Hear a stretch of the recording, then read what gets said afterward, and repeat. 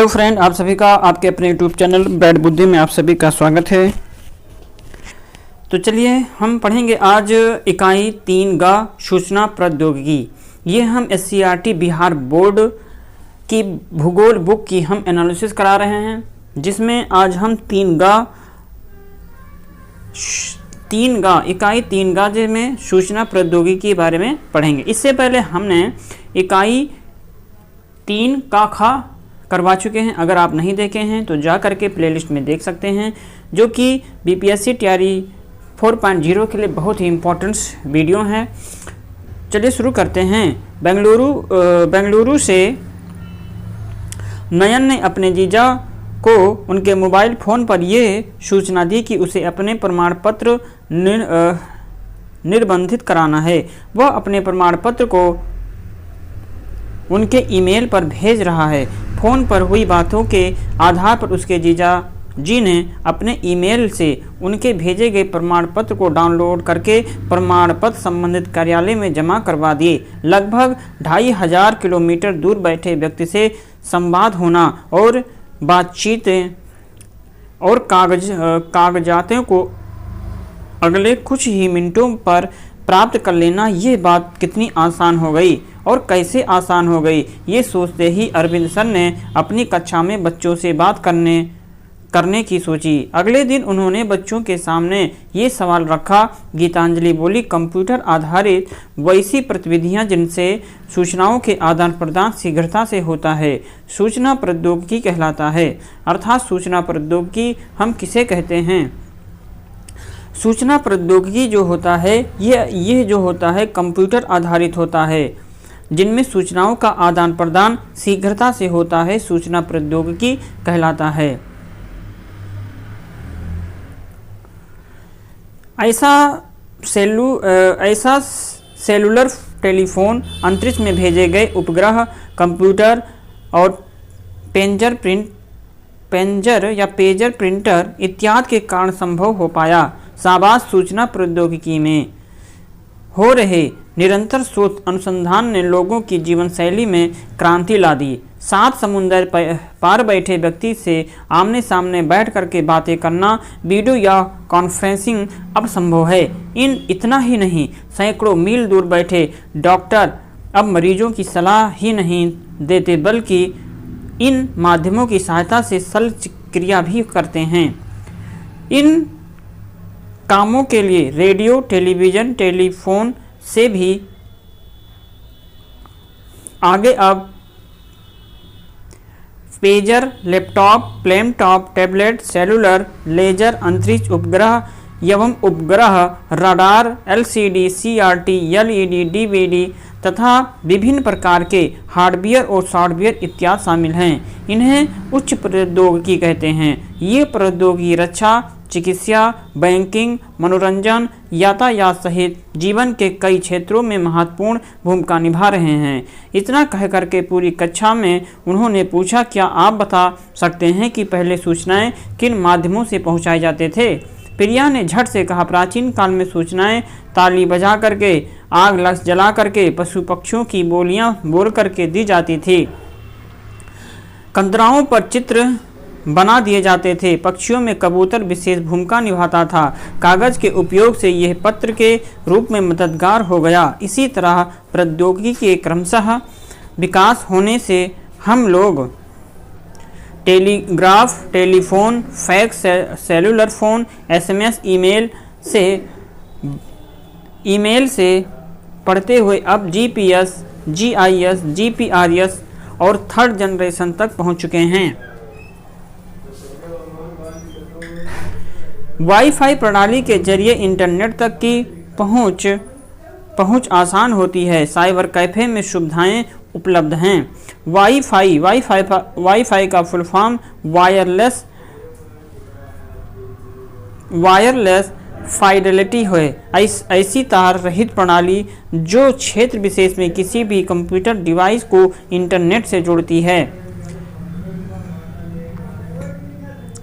वाह, इतने तो सबको अच्छी जानकारी दी। वाह, तुमने तो सबको इतनी अच्छी जानकारी दी। यह कहते हुए उन्होंने कहा ईमेल इलेक्ट्रॉनिक मेल का संक्षिप्त रूप है। ईमेल का फुल फॉर्म होता है इलेक्ट्रॉनिक मेल, जिसमें संदेशों को कंप्यूटर के माध्यम से बेतार से शीघ्रता से भेजे जाते हैं। जीपीएस ग्लोबल पोजीशनिंग सिस्टम, जिसकी सहायता से कोई भी व्यक्ति या वस्तु कहाँ है इसका पता लगाया जा सकता है।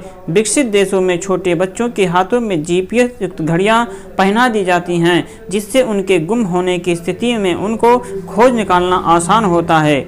बिहार राज्य में स्वास्थ्य समिति के द्वारा संचालित जीवन रक्षक जीपीएस से युक्त है, जिसमें वाहन की स्थिति नियंत्रण कक्ष के कंप्यूटर पर प्रदर्शित होती रहती है। अच्छा, क्या ये भी बता सकते हैं कि इन प्रौद्योगिकियों को उपयोगों, वस्तुएं और उनके कार्यक्रम तैयार कहाँ होते हैं? आरती ने तुरंत अपने हाथ ऊपर किए। सर का इशारा पा करके उसने कहना शुरू किया, श्रीमान, इस उद्योग के ज्ञान आधारित उद्योग भी कहते हैं, क्योंकि इसने नित्य नए अनुसंधान और क्रिया शोधों के जरिए इन्हें और भी उपयोगी बना दिया जाता है। इन तरह की गतिविधियों का केंद्र बेंगलुरु, मुंबई, दिल्ली, हैदराबाद, पुणे, चेन्नई, कोलकाता, कानपुर, लखनऊ, बेलपुर, गुड़गांव, कोच्चि आदि शहरों में हैं। सूचना प्रौद्योगिकी के आधार पर सॉफ्टवेयर है। ऐसे 20 सॉफ्टवेयर प्रौद्योगिकी के पार्क भी विभिन्न शहरों में हैं। सॉफ्टवेयर का विकास करने वाले विशेषज्ञों का दल यहाँ 24 घंटे अलग अलग शिफ्टों में काम करते हैं। पटना के गांधी मैदान स्थित बिस्कोनोन भवन और रांची के शाओमलोंग में ऐसे सॉफ्टवेयर पार्क हैं। पूरे पहला वाईफाई शहर है। इसी बीच कमला बोल उठी, सर, बेंगलुरु ऐसे उद्योगों का मुख्य केंद्र है, इसीलिए इसे सिलिकॉन नगर कहा जाता है। तो सिलिकॉन सिटी किसे कहते हैं? तो बेंगलुरु को सिलिकॉन सिटी कहा जाता है। यहाँ कई कंपनियों के दफ्तर हैं जहाँ लोग दिन रात काम करते हैं। हाँ, बिल्कुल ठीक, सर ने आगे कहा। बेंगलुरु कर्नाटक राज्य की राजधानी है, जो दक्कन पठार पर अवस्थित है। इस शहर की जलवायु सालों भर मृदु एवं नम रहती है। यह शहर धूल मुक्त है, बगीचों से भरपूर है, इसीलिए इसे गार्डन सिटी के नाम से भी जानते हैं। सूचना प्रौद्योगिकी के जुड़े विश्वासकार, अनुभवी मानव संसाधन एवं प्रबंधक यहाँ सर्वाधिक संख्या में उपलब्ध हैं। इसीलिए ये शहर इस उद्योग का अभिकेंद्र हो गया। अमेरिका स्थित कैलिफोर्निया राज्य के सांता क्लारा घाटी में ऐसा ही उद्योग विकसित है। उसी की तर्ज पर बेंगलुरु को भी सिलिकॉन वैली पुकारा जाने लगा। सूचना प्रौद्योगिकी उद्योग के लिए पर्याप्त आधारभूत संरचना उपलब्ध होने के कारण ही BHEL, DRDO, ISRO, IISc, HMT जैसे केंद्र स्थापित हैं। उसके अलावा गैर सरकारी क्षेत्र की Infosys, general electric exchangers, Wipro, TCS, Microsoft, Apple इत्यादि जैसी कंपनियां भी सूचना प्रौद्योगिकी उद्योग का कार्य कर रही हैं। ब्रॉडबैंड जैसी सेवाएं सूचनाओं को तेजी से पहुंचाती हैं। गूगल और याहू जैसे सर्च इंजन से दुनिया भर की जानकारियां शीघ्रता से ढूंढी जा सकती हैं। इस उद्योग में विंडोज 8, iOS 5 जैसी प्रणालियों ने सूचनाओं को और तेजी से पहुंचाने का काम किया। अब तो छोटे शहरों में सिनेमाघरों में भी सैटेलाइट की माध्यम से डिजिटल फिल्में दिखाई जाती हैं। वेबसाइटों की मदद से रिजल्ट, आवेदन, अन्य जानकारी घर बैठे साइबर कैफे से प्राप्त की जा सकती है। ट्रेनों के आरक्षण, बैंकिंग, कार खरीदारी सभी इनमें संभव हो गया। टीवी पर दिखाए जाने वाले विभिन्न चैनल इन्हीं प्रौद्योगिकी संभव हो पाए। छतरी नुमा एंटीना का उद्योग भी सूचना प्रौद्योगिकी के कारण ही बढ़ा है। इतना कह करके अरविंद सर ने बच्चों से कहा, कभी समय निकाल करके अपने शहर के कंप्यूटर और टेलीविज़न दुकानों पर जा करके इनकी विशेषता जानने की कोशिश करें। सभी ने सहमति से सर हिलाया। इसी के साथ यह अध्याय यहाँ पर समाप्त होता है। सूचना प्रौद्योगिकी के अंतर्गत क्या नहीं शामिल है? सेलर फोन, उपग्रह, ईमेल या अंतर्देशीय पत्र। तो अंतर्देशीय पत्र नहीं शामिल है। सूचनाओं की शीघ्रता से भेजा जा सकता है क्या? ब्रॉडबैंड इंटरनेट से, ईमेल से या उपयुक्त चारों से भेजा जा सकता है। सूचनाओं को शीघ्रता से ईमेल से भेजा जा सकता वैसे देखा जाए तो उपरोक्त चारों सही जाएगा। भारत का सिलिकॉन वैली किसे कहते हैं? तो बेंगलुरु को। सॉफ्टवेयर कंप्यूटर के अंतर्गत क्या है? एक प्रोग्राम, एक पुर्जा या विद्युत आपूर्ति उपकरण या चैनल है। तो सॉफ्टवेयर कंप्यूटर के अंतर्गत एक प्रोग्राम है। इलेक्ट्रॉनिक उद्योग की स्थापना के लिए क्या आवश्यक नहीं है? कुशल मानव संसाधन, जल की उपलब्धता, आधारभूत संरचना या कुशल प्रबंधन। तो जल की उपलब्धता इलेक्ट्रॉनिक उद्योग के लिए आवश्यक नहीं है।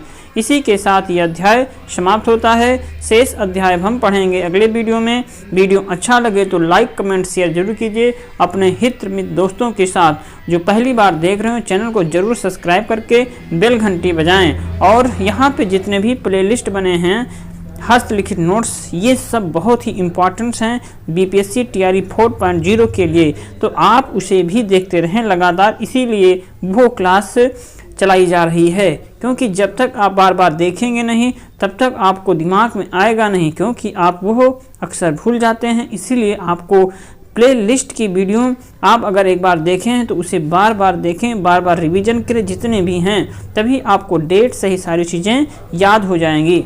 अभी ऐसे ही कई सारे क्लास आने वाले हैं, तो जब तक बने रहें और चैनल को जरूर सब्सक्राइब करके बेल घंटी बजाएं, जिससे कि आपको हमारा वीडियो का अगली नोटिफिकेशन जब भी हम अपलोड करें आपको तुरंत प्राप्त हो जाए। चलिए फिर मिलेंगे हम एक नए वीडियो में, तब तक आप पढ़ते रहें, मस्त रहें। नमस्कार।